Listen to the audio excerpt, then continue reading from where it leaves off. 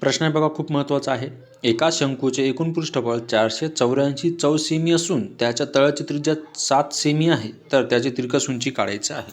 मग बघा पहिले काय करायचं, पहिले लिहिताना बघा काय करायचं, 22/7 गुणिले करायचं, त्रिज्या किती दिलेली 7 दिलेली तर 7 लिहायचं, ठीक आहे.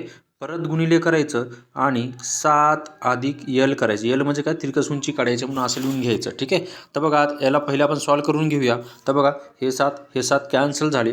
आता राहिलं काय, इकडं 22 राहिलं, ठीक आहे. आपण काय करू, पहिले याच्या अगोदर 22 लिहिण्याचं पहिले जो एकूण पृष्ठफळ दिलेले 484 इथं लिहून घेऊया, 484 आणि हे बरोबर 22. ओके, ठीक आहे. आता याला पहिल्यापासून सॉल्व करून घेऊ. बघा आता 22नं जर आपण 484ला भाग दिलं तर 22 एक 22, 22 किती होतात, 484 होतात, ठीक आहे.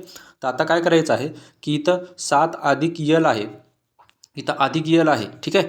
तर बरोबर चिन्हाची कळायला काय होतं, मायनस होते, म्हणजे काय होणार, इथं 7 मायनस करायचं, म्हणजे 22मधून 7 गेले 15 राहतो, म्हणजे शंकूची तिरकस उंची किती असणार, 15 सेंटीमीटर. ऑप्शन नंबर ए याचं उत्तर असेल.